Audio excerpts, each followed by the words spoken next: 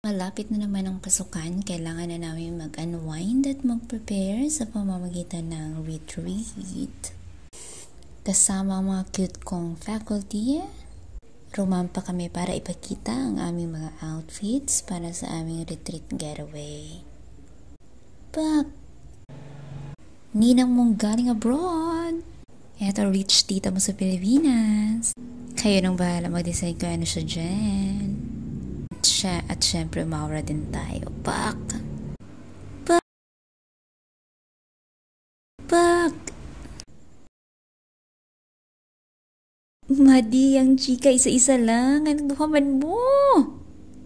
May pa-entrance ng SG. O, syempre, mukha ko pa rin yan kasi ako naman na nag-edit. Ako rin ang nag-capture. Ayan ang paligid ng SG Farm. Ang ganda ng mga two-story kubo na ito.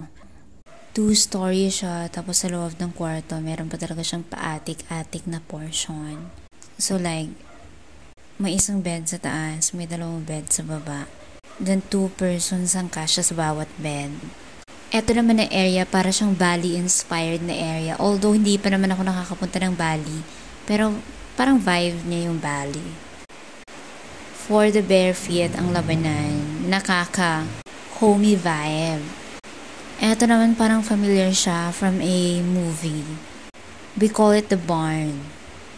For the group picture, another group picture.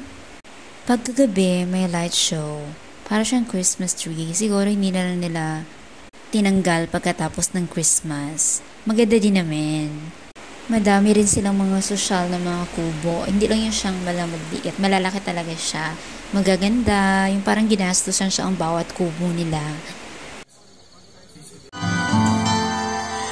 Kung tayo ay matanda na, sana'y di tayo magbago. Kailanman, nasaan man, ito ang pangarap ko. Makuha mo pa kaya ako'y hakan. At sa paligid-ligid ay puno ng ganda. Syempre, hindi pwedeng matapos yung retreat na walang pamisa. Ayan si Father.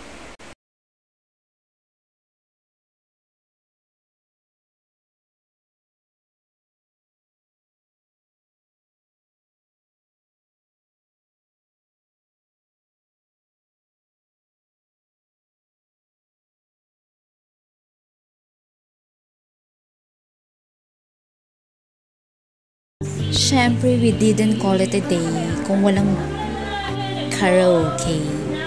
Karaoke? Basta karaoke. Yan, pabida-bida tayo dyan.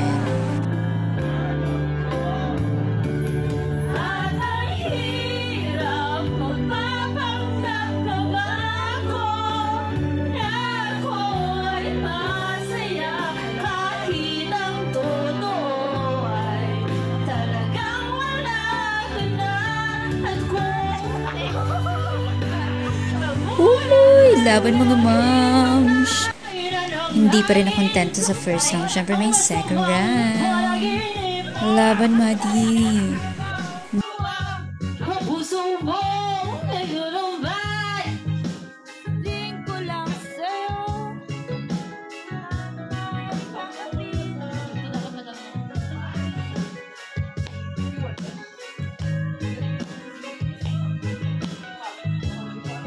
Then, kinabukasan bago umuwi, nagpicture muna kami. It's because magandang sikat ng araw. Aside sa sikat ng araw, ma-appreciate mo rin yung ibang mga activities na pwede mong gawin sa area. Like massage sa gabi, pakapi-kape, at syempre itong swing na ito. Meron din silang cable car. Shagat you die! Dinig na dinig ang boses sa likod ng mga kasama Isa pa John, sir. Aside sa akin, syempre, nag-swing din yung ibang kasama ko.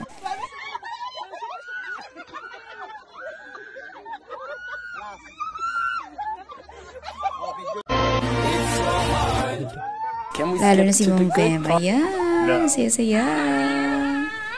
One moment later.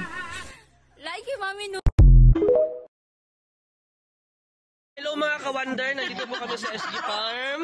Ayan po. Capacity ng farm. Ayan. Panatinihing nakaupo sa kabila. Ka-wonder Charlie, ano po ang masasabi mo sa SG Farm?